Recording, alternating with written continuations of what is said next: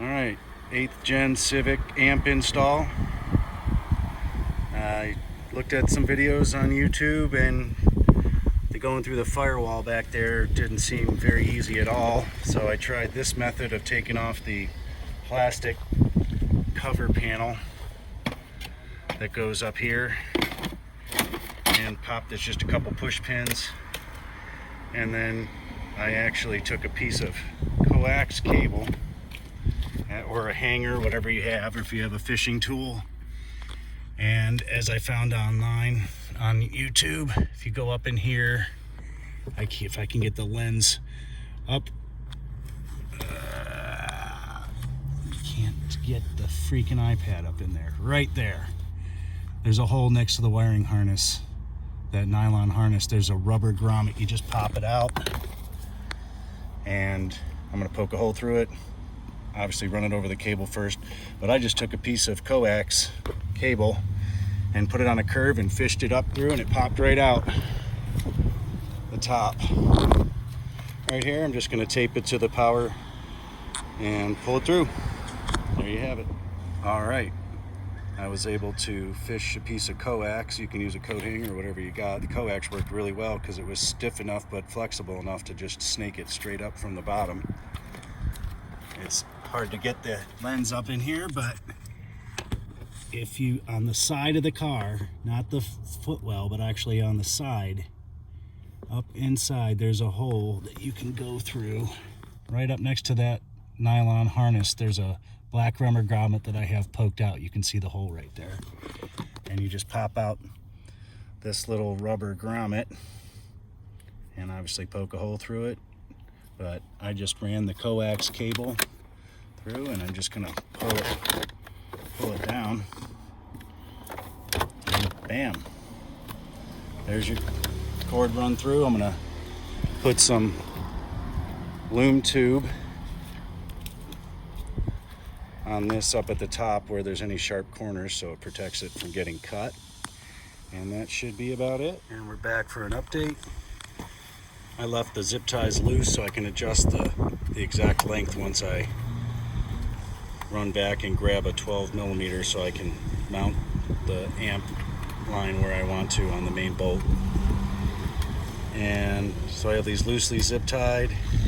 It goes down underneath. I'm trying to get the iPad there. There we go. It's kind of weird angle, but there's another cable running through here for the trunk pull. So I followed that route and went behind where there's not that much sharp stuff.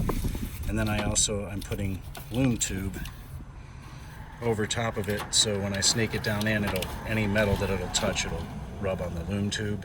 And I'm also going to zip tie it to this little cross member here on the back side. It's rounded and it's not sharp, so I can hold it up out of the way so it won't actually even bump the sharper stuff. But just in case, I put the loom tube on to protect it from any further or any future damage. Right, quick update.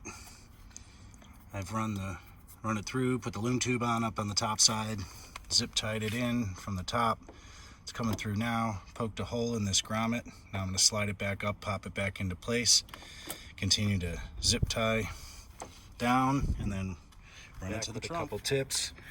You can pop these open with a little flat blade screwdriver and use the existing channels to run the wiring, and that obviously makes it a little safer.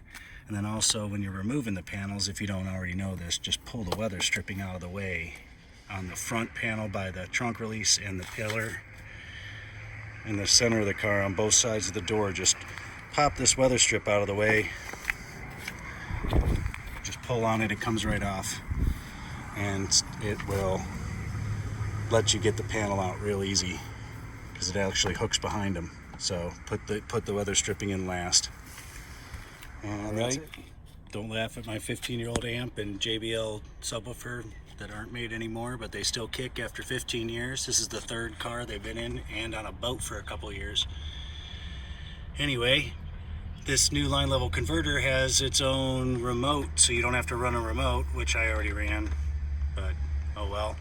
Anyway, it tells the amp to kick on just from the power from the amp. It has its own switch, so I hardwired it right to the amp. And then I figured out which ones were positive and negative, by doing a little testing. And I just decided, because I don't care, I snipped the wires and left the plugs on the speakers, so if we can always reconnect them later if we have to. And then I'm just gonna solder my connections to the speaker wire to the line level converter. And I already sound tested it. It sounds great. Set the levels and everything works. Just ran it underneath the plastic, underneath the seat. Used a grabber thing to feed the cable through, and it just comes out right here. It doesn't pinch on anything under the seat there. Used a self tapper that came with the kit for the ground, and that's about it. Everything works. Just putting it all back together. I like to solder my connections. I don't like to use those Scotch splice tabs or whatever you call them. And we're starting to work on the trunk here. I've got the amp installed and just test wired, because I don't know exactly how long I want my speaker wires yet. And there's 3 little plastic screws on each side. They actually unscrew the flat blade. They're kind of hard to get out, because if you push in on them, they pop right back in, so you kind of gotta get something behind it to pry out as you unscrew them, and they come out real easy. And then there's a couple push pins, 2 in the back and 2 on the seat side around the corner, and then they just kind of pull out. And that's all that's to that. We're going to soundproof it. And of course, somebody that spilled coffee up front also spilled something in the trunk and left it sit. And we got a little bit of mildewy stuff back there. It's dry now, but a little bit of rust on that one piece of steel up there. We're going to soundproof it and wire it, put it back. Alright, I used an entire roll of soundproofing, and I would have liked to add a little bit more to cover there and the back a little bit, but I did the most important parts. I thought I did up inside the panel of the car there, and as much as I could do without going over welds.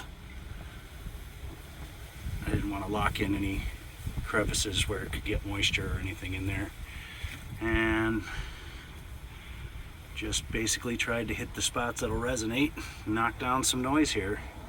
Just gotta button up the wires and put it back. Here is what I ended up doing with the wiring. I have the power remote ground, and I have it piggybacked with the power remote ground. Well, except for the remote lead comes from this line level converter is actually powered, and it has a switch on for the amp. It reads the speakers send in juice from the high level, and it tells the power to kicks on your amp, so you don't have to run a remote wire. Pretty cool. And then I just ran it about 2.5 feet down to my tapped ground, zip tied them all together so they can't pull off of anything. And then my power obviously goes to the battery. My speaker wires go up to the from the back speaker wires, and I'll show you that from around back. And I basically just unclipped the speaker wire, snipped the ends, left the plugs in the speakers so they can be reused if you want to use the stock speakers again. And then I basically just soldered the wires, taped them up, and zip tied them off to the side so they're out of the way. And there's a little bit extra from the original speaker wire, but I didn't want to cut anything more than just snipping the ends of the plugs off. And that's it. It is ready to put back together. And obviously I'll eventually get like a 1-foot RCA cable. I may have to make one myself or something, because I don't need that much. All right, everything works. It's all back together. And other than having too long of an RCA cable for now, everything's done, and that's pretty clean install. I gave myself a couple feet so I can move it around if I want to put stuff in the trunk or through the seat. That's all it's to it.